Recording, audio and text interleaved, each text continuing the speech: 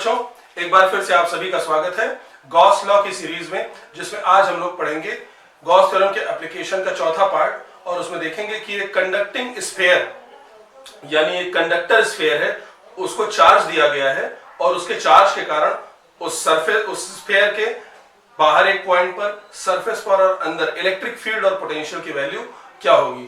तो देर न करते हुए शुरू करते हैं आज का लेक्चर। तो यहाँ पर बच्चों देखिए क्या है कि हम लोगों ने एक कैपिटल आर रेडियस का एक हॉलो स्फीयर लिया हुआ यानी खोखला गोला लिया है, जो कि कंडक्टर स्फीयर है, कंडक्टिंग स्फीयर है। और इसके सरफेस पर क्या किया गया है, प्लस क्यू कूलम का चार्ज दिया गया है। ठीक है, तो ये जो चार्ज होगा ये क्या होगा, इसके पूरे सरफेस पर क्या होगा, यूनिफॉर्मली यानी एक समान रूप से डिस्ट्रीब्यूट हो जाएगा, जिसके कारण हमें क्या निकालनी पड़ेगी, सरफेस चार्ज डेंसिटी यानी सिग्मा। और वो कितनी हो जाएगी, चार्ज अपॉन एरिया। तो चार्ज कितना है, क्यू कूलम, और एरिया कितना है, इस सरफेस का यानी इस स्फीयर का टोटल सरफेस एरिया, जो कि क्या होगा 4 पाई आर स्क्वायर। अब हमें इसके सेंटर से आर डिस्टेंस पर, स्मॉल आर डिस्टेंस पर एक पॉइंट है पी, जो कि इस गोले के बाहर पड़ रहा है, यानी एक्सटर्नल पॉइंट, इस गोले के बाहर ये पॉइंट पड़ रहा है। यहां पर हमें क्या करना है, एक पॉइंट पी है, उस पर हमें इलेक्ट्रिक फील्ड इंटेंसिटी और उसके बाद में पोटेंशियल फाइंड करना है। तो सबसे पहला काम हम लोग क्या करते हैं कि P से पास होने वाला, P से जाने वाला एक गॉसियन सरफेस ड्रॉ करेंगे। और ये सरफेस कैसा होना चाहिए, हमारी चार्ज बॉडी से एक्सप्लोर होना चाहिए, यानी उसी से उत्पन्न हुआ होना चाहिए। तो अगर एक गोले को हम लोग और एक्सप्लोर करें तो बड़ा गोला बन जाएगा, यानी हम क्या करते हैं, एक स्फेरिकल गॉसियन सरफेस ड्रॉ करते हैं, ऐसा जो कि इस हमारे कंडक्टर के साथ ही क्या हो, कंसेंट्रिक हो, उसी के सेंटर पर इसका भी सेंटर लाई कर रहा हो, और ये कहां से पास हो, P से। ठीक है, तो ये तो पहला स्टेप हम लोगों ने किया कि गॉसियन सरफेस ड्रॉ कर दिया। अब जिस पॉइंट पर हमें क्या करना है, इलेक्ट्रिक फील्ड निकालनी है, वहां पर एक छोटा सा एरिया एलिमेंट लेते हैं। तो ये हो गया एरिया एलिमेंट। ठीक है, ये है एरिया एलिमेंट। ये एरिया एलिमेंट होगा और इसका एरिया वेक्टर होगा वेक्टर DA, ये इस डायरेक्शन में होगा। अब देखिए, ये चूंकि पॉजिटिव चार्ज है तो इलेक्ट्रिक फील्ड लाइंस परपेंडिकुलरली क्या होगी, बाहर की तरफ निकलेंगी। तो इस पॉइंट पर P पर जो इलेक्ट्रिक फील्ड होगी वो भी कैसे होगी, इस डायरेक्शन में। तो यहां पर E और DA ये क्या है, दोनों पैरेलल है। अब अगर इससे, इस छोटे से एरिया से एसोसिएटेड जो इलेक्ट्रिक फ्लक्स है वो कितना हो, d फाई E, तो हम लोग d फाई E का इक्वेशन लिख सकते हैं। तो if d phi E is flux associated to small area element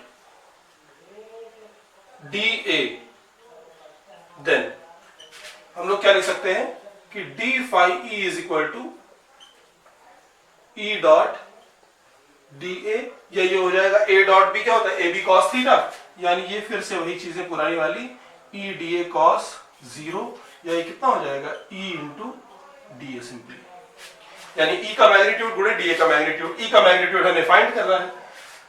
अब हमें क्या इक्वेशन मिला कि d फाई E बराबर कितना आ गया, E dA, इक्वेशन नंबर 1। अब अगर टोटल फ्लक्स फाइंड करना है तो d फाई को क्या करना पड़ेगा, हमें इंटीग्रेट करना पड़ेगा। ठीक है, तो ऑन इंटीग्रेटिंग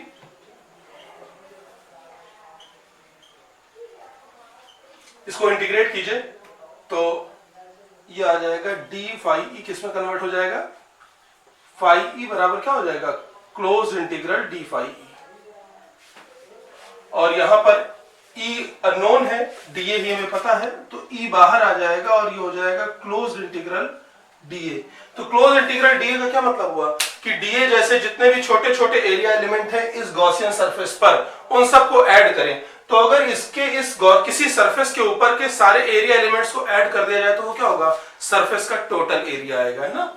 और वो टोटल एरिया क्या होगा, इस गॉसियन सरफेस का टोटल सरफेस एरिया, जो कि कितना होगा 4 पाई स्मॉल आर स्क्वायर। तो इंटीग्रल dA की वैल्यू क्या हो जाएगी, 4 पाई स्मॉल आर स्क्वायर, ये हो जाएगा E into 4 pi small r square. इसको इक्वेशन नंबर 2। अब जिस थ्योरम को हम लोग, जिसका एप्लीकेशन पढ़ रहे हैं उसे यूज कर देते हैं। नेक्स्ट क्या है, यूजिंग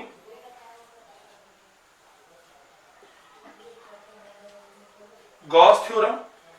गॉस थ्योरम क्या बोलती है कि फाई E किसके बराबर होता है, Q बाई एप्सिलॉन नॉट। अगर मीडियम है कोई तो एप्सिलॉन नॉट K हो जाएगा। ठीक है, एयर के लिए हम लोग यहाँ K की वैल्यू 1 रख रहे हैं।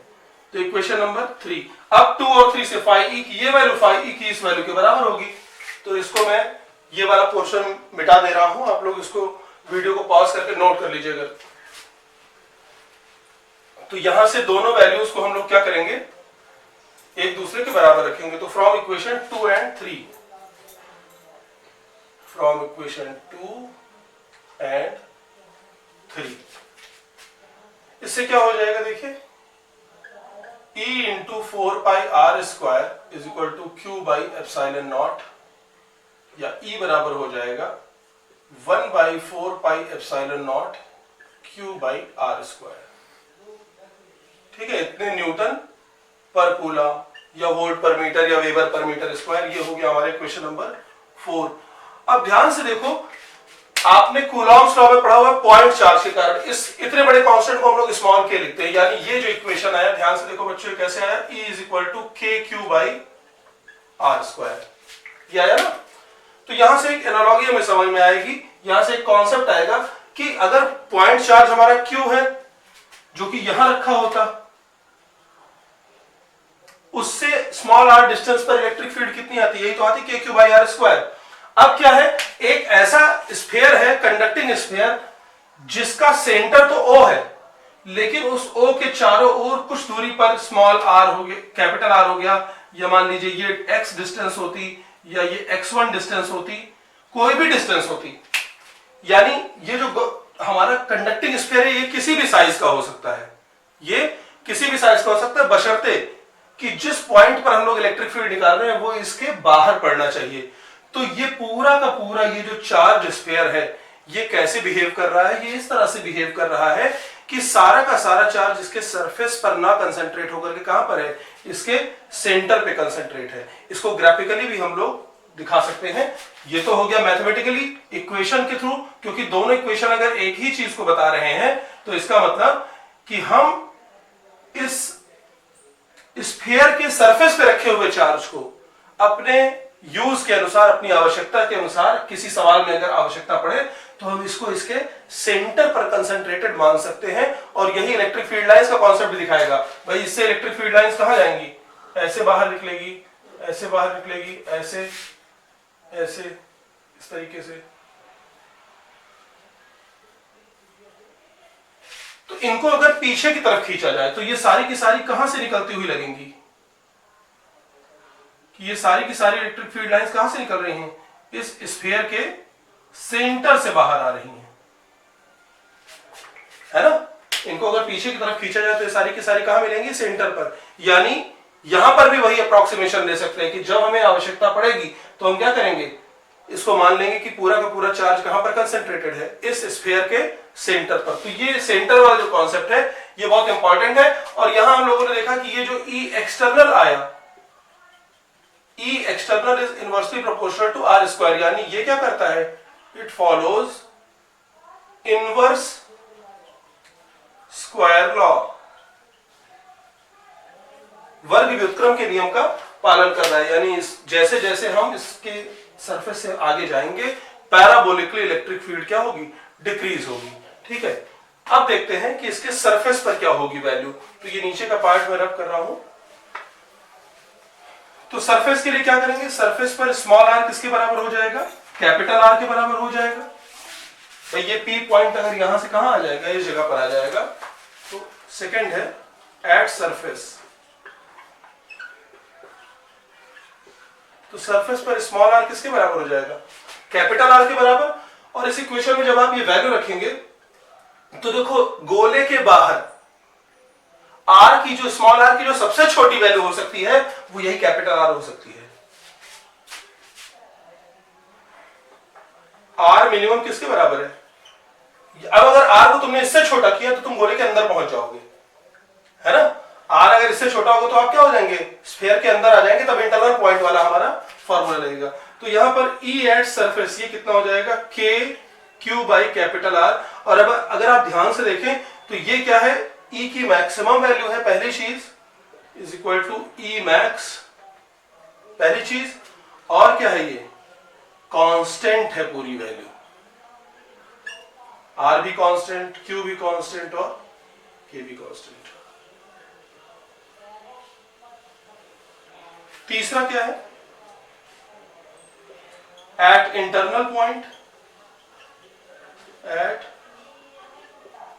Internal point. अगर इसके अंदर सपोज करो, मान लीजिए ये ऐसे हम लोगों को ये सेंटर है और सेंटर से यहां पर एक पॉइंट पर, तो जब आप ऐसे गॉसियन सरफेस ड्रॉ करेंगे तो चूंकि कंडक्टर के अंदर तो कोई चार्ज जाता ही नहीं, क्योंकि एक्सेस चार्ज हमेशा क्या होता है, कंडक्टर के सरफेस पर होता है, ठीक है। तो सिंस क्यू इन कितना है, 0, क्या इस गॉसियन सरफेस के अंदर कोई चार्ज है, नहीं, तो इलेक्ट्रिक फील्ड कितनी हो जाएगी, 0। तो due to q in 0, E in electric field inside the conductor, ये क्या हो जाएगी, 0। और इस चीज को हम लोग बोलते हैं इलेक्ट्रोस्टैटिक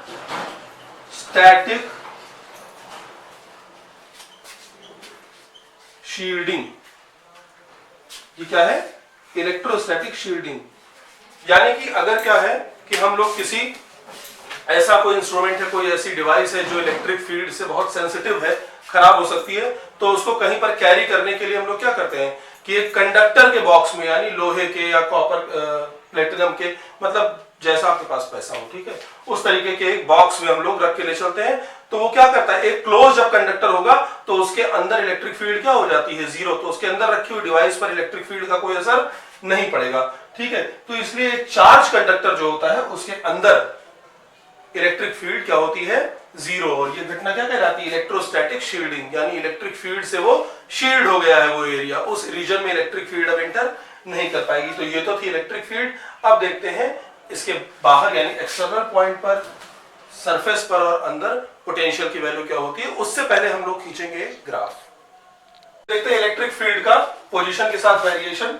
तो इस सरफेस स्फीयर के बाहर जो है एक्सटर्नल इलेक्ट्रिक फील्ड की क्या इक्वेशन आया था, KQ/R², यानी यहां से जो E एक्सटर्नल होगा ये R² के इनवर्सली प्रोपोर्शनल होगा।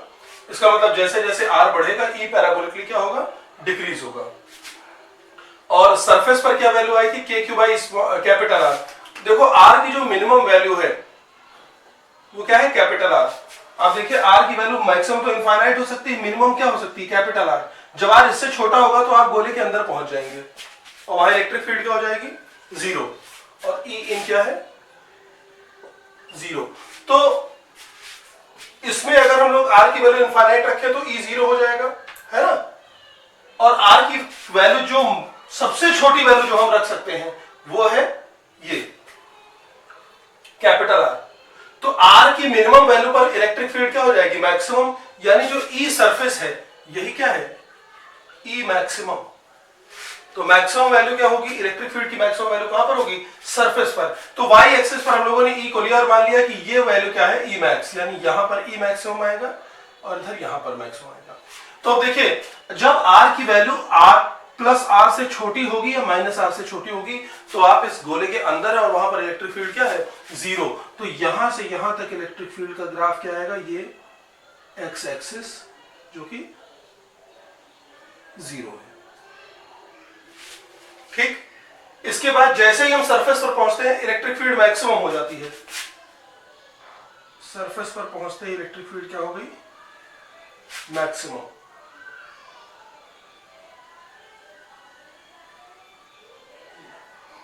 अब सरफेस से जब बाहर जाएंगे तो पैराबोलिकली क्या होगी, डिक्रीज होगी। तो रेक्टेंगुलर हाइपरबोला का स्लोप थोड़ा कम होता है, ये स्लोप थोड़ा ज्यादा होगा।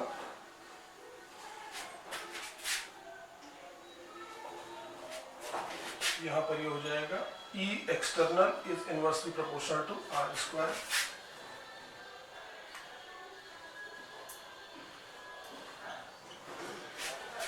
तो ये था इलेक्ट्रिक फील्ड का पोजीशन के साथ वेरिएशन, किसके कारण, इस चार्ज कंडक्टिंग स्फेरिकल शेल या चार्ज कंडक्टिंग स्फीयर के कारण।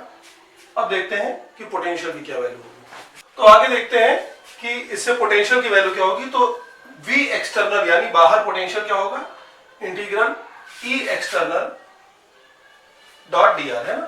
तो E एक्सटर्नल की वैल्यू वही हमारी -इंटीग्रल KQ/R² dr, ठीक है।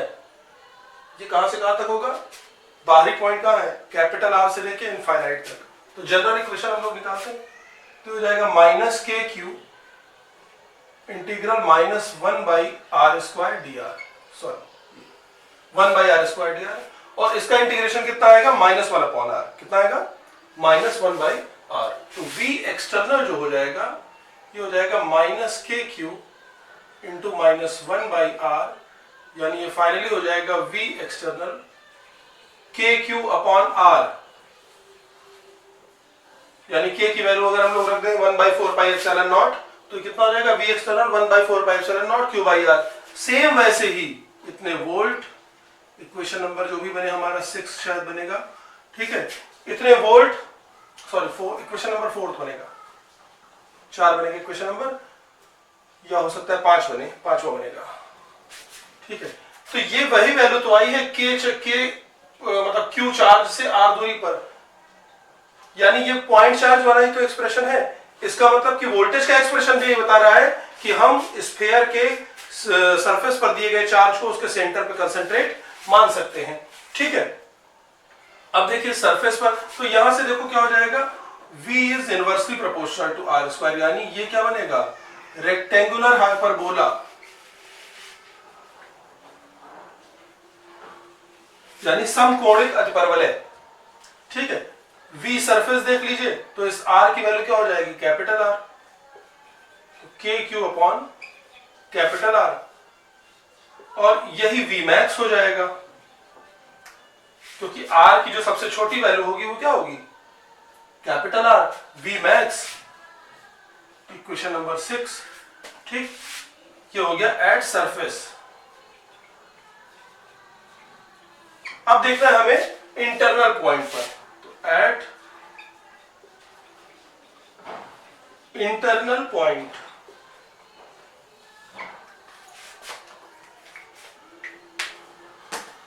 ठीक है। तो हम जानते हैं कि इलेक्ट्रिक फील्ड और पोटेंशियल डिफरेंस में क्या रिलेशन होता है, कि electric field is equal to negative dv/dr, यही तो होता है ना, और dv/dr इसकी मैक्सिमम वैल्यू को हम क्या बोलते हैं, पोटेंशियल ग्रेडियंट। तो यहां पर अंदर जानते हैं कि E 0 है, यानी dv/dr क्या हो जाएगा, 0। अब dv/dr इसकी मैक्सिमम वैल्यू अगर 0 है, तो इसका मतलब क्या होगा कि v is equal to constant, v क्या हो जाएगा, कांस्टेंट हो जाएगा। और v की कांस्टेंट वैल्यू क्या मिली है, ये वाली, जहां पर k q r ये सब क्या है, किसी गिवन कंडक्टर के लिए कांस्टेंट है। तो ये कांस्टेंट वैल्यू क्या हो जाएगी, v इन, वही जो इसके सरफेस पर है, kq/r। अब यहां से बहुत इंपॉर्टेंट ये हम लोगों को रिलेशन मिला है, और अभी देखिए इसका मैं आपको न्यूमेरिकल में यूज करके दिखाता हूं कि कैसे कंसेंट्रिक स्फीयर्स के कारण किसी भी स्फीयर पे हम लोग क्या निकालेंगे, पोटेंशियल निकालेंगे। ये बहुत इंपॉर्टेंट है, ये पढ़ाया तो नहीं जाता हमारे कोर्स में नहीं है, लेकिन कंपटीशन में इसकी क्वेश्चंस आते हैं। जब भी आप किसी अच्छी यूनिवर्सिटी का एंट्रेंस देंगे या नीट वगैरह में, कभी ना कभी इसका क्वेश्चन आपको एनकाउंटर हो जाएगा, ठीक है।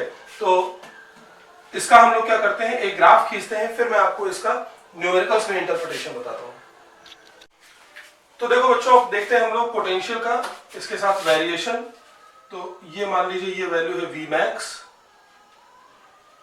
और v मैक्स की वैल्यू होगी कितनी, kq/r, ठीक है। तो v एक्सटर्नल कितना होता है हमारा, kq/r, यानी यहां से पता लगा कि v external is inversely proportional to r, यानी जैसे जैसे हम गोले से बाहर जाएंगे, है ना, हमारा जो v है वो रेक्टेंगुलर हाइपरबोला यानी समकोणिक अतिपरवलय के रूप में क्या हो जाएगा, कम होना शुरू हो जाएगा, और धीरे धीरे इनफाइनाइट तक जाकर के वो 0 हो जाएगा। लेकिन v सरफेस या v इंटरनल ये दोनों बराबर होते हैं, और kq/R होते हैं, और यही v मैक्स है। यानी यहां से लेके यहां तक पोटेंशियल कितना बना रहेगा, इस गोले के अंदर कहीं पर भी, किसी भी पॉइंट पर, चाहे सेंटर पर, चाहे यहां, चाहे यहां, चाहे यहां, चाहे यहां, कहीं पर भी, सॉरी सेंटर को छोड़कर, क्योंकि सेंटर पे डिफाइंड नहीं है, r की वैल्यू 0 हो जाएगी, ठीक है। तो सेंटर को छोड़ करके इस गोले के सरफेस पर या अंदर किसी भी पॉइंट पर सेम पोटेंशियल होगा। अगर मान लीजिए इसके सरफेस पर 10 वोल्ट है तो इसके अंदर हर जगह कितना पोटेंशियल होगा, 10 वोल्ट का पोटेंशियल होगा। कितने का पोटेंशियल होगा, 10 वोल्ट का पोटेंशियल होगा। तो देखिए यहां से यहां तक क्या है, पोटेंशियल की वैल्यू फिक्स है। ठीक, अब इसके बाद आगे बढ़ेंगे तो क्या होगा, रेक्टेंगुलर हाइपरबोला के तरीके से गिरेगा, यानी लो स्लो।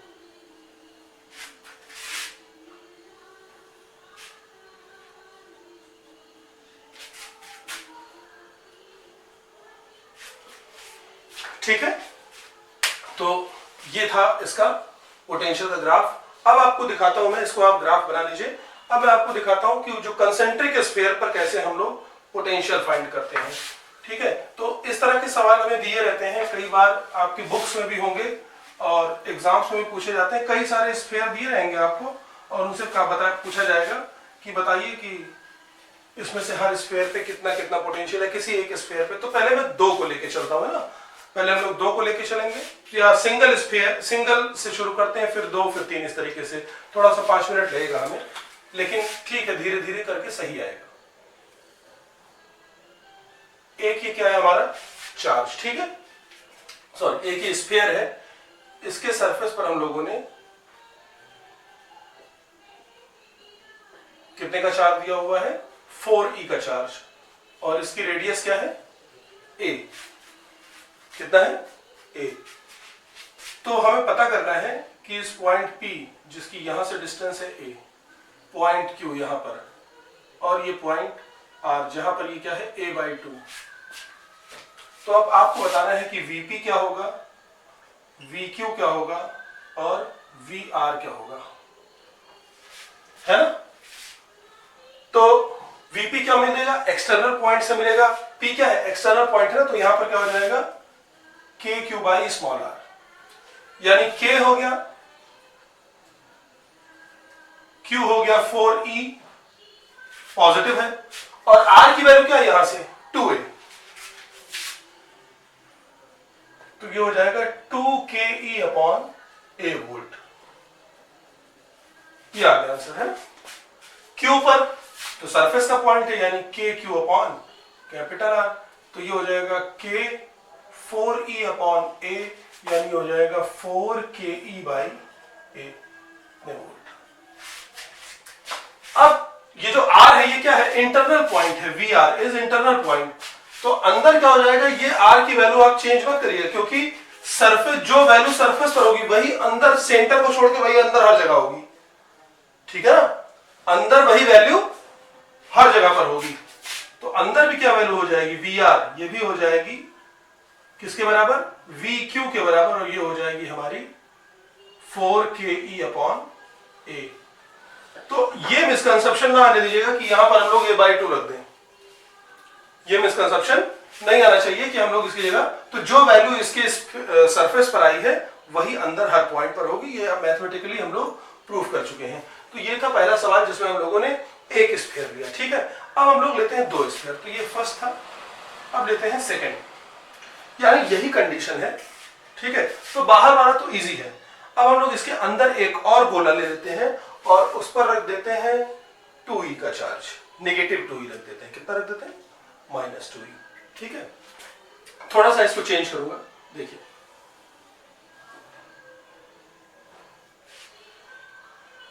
इस पर प्लस 4e का चार्ज है। ठीक है, और इसकी रेडियस है कितनी, 2a। कितनी रेडियस है इसकी, 2a। इसके अंदर एक दूसरा स्फीयर है, ठीक है, जिस पर -2e का चार्ज है और इसकी रेडियस कितनी है, a। ये पॉइंट है P और ये पॉइंट है Q, यानी इसका सरफेस है P और इसका सरफेस है Q। अपने को क्या फाइंड करना है, Vp क्या होगा और Vq क्या होगा।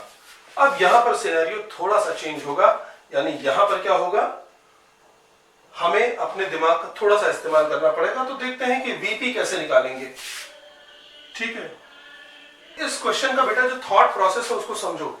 देखो यहां पर क्या है, अगर एक स्फीयर होता तो अपने चार्ज के कारण ही पोटेंशियल जनरेट होता, लेकिन यहां पर देखो इस P पॉइंट पर 4e को भी सेंटर पर रखा माना जा सकता है और 2e को भी सेंटर पर रखा माना जा सकता है। यानी P पर ये जो बड़ा वाला स्फीयर है इसको हम लोग फर्स्ट स्फीयर बोले, इसको सेकंड स्फीयर बोले। पहले स्फीयर के चार्ज के कारण भी पोटेंशियल पैदा होगा और दूसरे स्फीयर के चार्ज के कारण भी पोटेंशियल पैदा होगा। यानी Vp जो हो जाएगा ये हो जाएगा V due to first sphere on P plus V due to second sphere on P।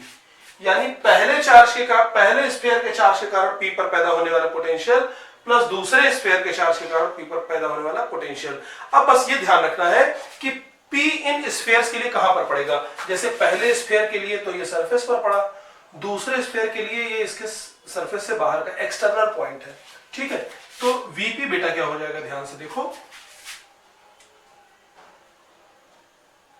पहले स्फीयर के कारण इसके सरफेस पर, तो सरफेस पर क्या हो जाएगा, K Q मतलब 4E अपॉन इसकी रेडियस 2a। ठीक है, अभी इसके कारण नेगेटिव पोटेंशियल पैदा होगा तो माइनस, क्योंकि चार्ज का साइन माइनस रखेंगे। अब भूल जाओ कि आज बाहर कोई स्फीयर है, ये भूल जाओ कि कोई स्फीयर है। अब हमें क्या देखना है कि अपने पास एक स्फीयर है जिस पर 2e का चार्ज है और इसके सेंटर से 2a दूरी पर एक पॉइंट है P, वहां पर इस स्फीयर के कारण कितना पोटेंशियल होगा, यानी इस स्फीयर का एक्सटर्नल पॉइंट है और ये कितना हो जाएगा, के क्यू अपॉन स्मॉल आर, यानी केंद्र से इस बिंदु तक की दूरी, तो हो जाएगा माइनस के 2e अपॉन कितनी दूरी है ये 2a। कितनी दूरी है ये 2a, तो ये देखो कितना आ जाएगा। अब इसको थोड़ा सा देखो, मैं यहीं पर अगर चाहो तो एक इसका जनरल कॉन्सेप्ट बना दूं। मान लीजिए किसी और कोई और रेडियस होती और यहां पर एक चार्ज होता माइनस ई का, कितने का, या प्लस ई का चार्ज होता, एक तीसरा स्फीयर इसके अंदर होता, तो P पर हम तीसरे स्फीयर के कारण भी निकालते चार्ज, तो कितना आ जाता वहां पर, प्लस के ई अपॉन इसके केंद्र से कितनी दूरी पर है, 2a दूरी पर। ठीक है ना, तो यहां पर देखो क्या आया, Vp की वैल्यू क्या आ गई, K बाई 2a कॉमन आ जाएगा, 4e माइनस 2e प्लस यही तो आएगा ना, तो 4 और 1 5, यानी ये आ जाएगा Vp is equal to K 3e upon 2a volt. तो ये फॉर्मूला लगेगा लेकिन हमेशा केवल सबसे बाहर वाले सरफेस के लिए, तो आउटर मोस्ट जो शेल होगा उसके ऊपर, यानी V आउटर मोस्ट, कभी कभी हो सकता है केवल आउटर मोस्ट वाले को पूछा जाए तो तुरंत चट से लगा देना आ जाएगा। V आउटर मोस्ट बराबर क्या हो गया, देखो यहां पर किया क्या गया, K by radius, outer most radius यानी सबसे बड़ा वाला जिस पर हम निकाल रहे हैं उसकी रेडियस, ठीक है ना, जिस पर हम निकाल रहे हैं उसकी रेडियस, क्लियर है, ठीक, इनटू ये देखो सबके चार्ज का एल्जेब्राइक सम ही तो है, ये क्या है, सबके चार्ज का एल्जेब्राइक सम, तो ये है सिग्मा क्यू, ये क्या है, सिग्मा क्यू। तो ये V आउटर मोस्ट बराबर क्या हो जाएगा, K upon R outer most into sigma Q. इससे आप किसी भी क्वेश्चन को सॉल्व कर सकते हैं। अब देखते हैं VQ, ठीक है, तो ऊपर वाला मैं ये मिटा दे रहा हूं। देखो VQ में क्या हो जाएगा,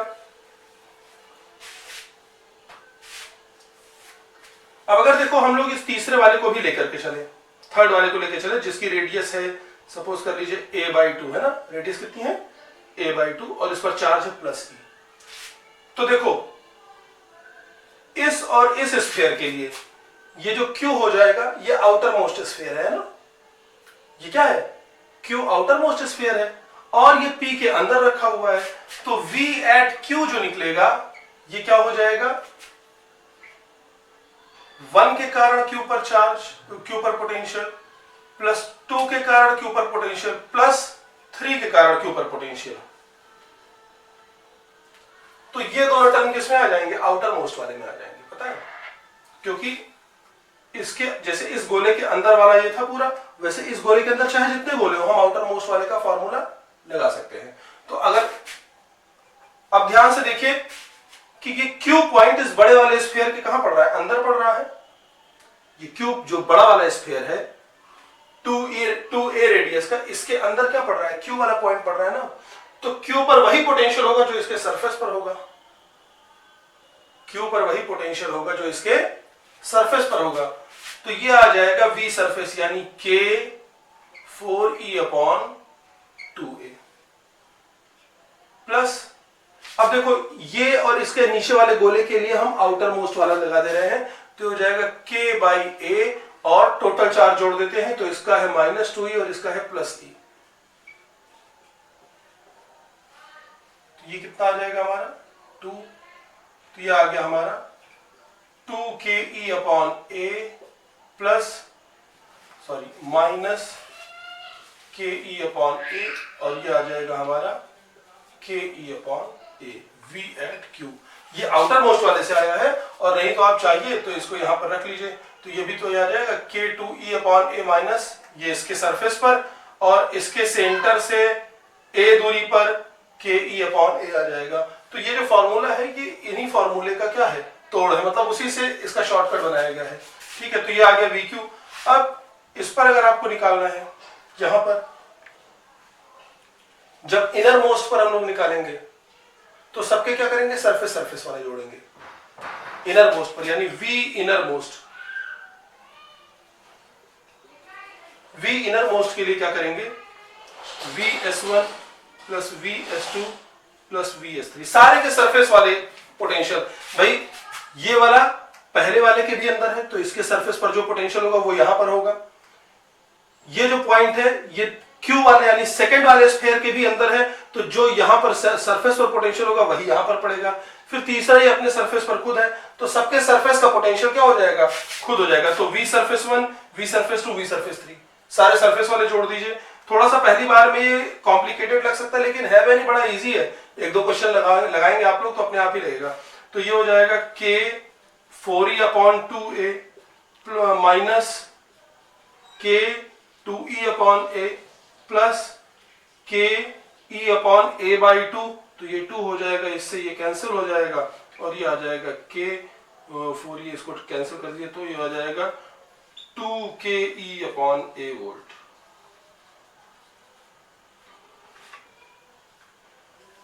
तो ये छोटी छोटी सी ट्रिक है जो सवाल लगाने से ही आएंगी। इन ट्रिक्स को याद करना तो देखिए मुश्किल है, और कोई भी कंपटीशन वो किसी लेक्चर देखने से या किसी कोचिंग को ज्वाइन करने से नहीं निकलता है। हाँ, वहां से आपको प्रॉपर गाइडेंस यानी आपकी स्टडी को कम समय में सही दिशा जरूर मिल सकती है, यानी आपकी स्टडी जो है वो स्ट्रेटेजिक हो सकती है किसी कोचिंग से, लेकिन फाइनली जब तक आप खुद नहीं पढ़ेंगे तब तक आप किसी भी कंपटीशन को नहीं निकाल सकते हैं।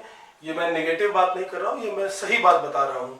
तो इसलिए सेल्फ स्टडी की आदत डालिए, जितना हो सके ज्यादा से ज्यादा टाइम आप अपनी पढ़ाई को देने का प्रयास कीजिए, क्योंकि without pain there is no gain, बिना पेन के कोई गेन नहीं होता है। तो पढ़ाई का पेन लीजिए, आपको निश्चित रूप से गेन मिलेगा। और ये जो आज का जो लेसन था ये कंपटीशंस की दृष्टि से बहुत इंपॉर्टेंट है। इसमें बहुत से छोटे छोटे कॉन्सेप्ट्स हैं, इनको ध्यान से देखिए। अगर आपको कोई दिक्कत हो रही है तो मेरे नंबर पर 9305881205 है, इस पर आप मुझे कॉल करके या व्हाट्सएप करके पूछ सकते हैं और वीडियोस को देखिए। अगर फिर भी आपको कोई दिक्कत है तो आप कमेंट कीजिए, डायरेक्ट मुझसे बात कीजिए, और मिलते हैं अगले हिस्से में अगले एप्लीकेशन के साथ।